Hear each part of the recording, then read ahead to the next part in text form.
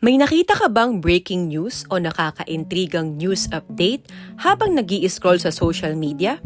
O hindi kaya isang pahayag mula sa mga sikat at prominenteng individual?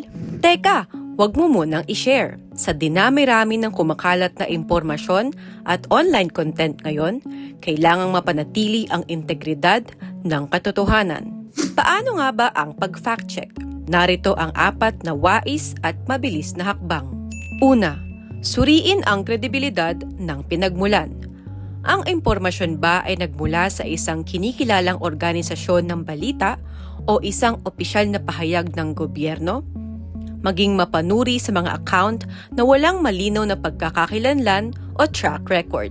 Pangalawa, maghanap ng reference na magpapatibay ng impormasyon mula sa ibang sources. Kung ang isang mahalagang balita ay lehitimo, tiyak na ito ay iuulat din ng reporters at journalists o ng iba't ibang malalaking media outlet.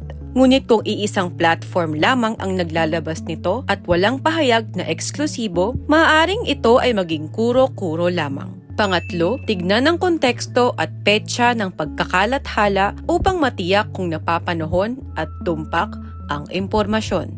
Pang-apat, huwag magpadala sa emosyon. Ang mga maling impormasyon ay madalas na sadyang ginagawa upang pukawin ang matinding damdamin at saloobin kaugnay sa isang issue o pangyayari. Ang kritikal na pag-iisip ang iyong pinakamabisang depensa laban sa manipulasyon. Ang responsableng paggamit ng social media ay nagsisimula sa pagpili ng katotohanan. Bago mag-click, bago mag-share, mag-fact check. Dahil sa dulo ng bawat post, nakataya ang ating kolektibong kaalaman at kaayusan. Kaya mga ka-RH, laging tandaan ang think before you click.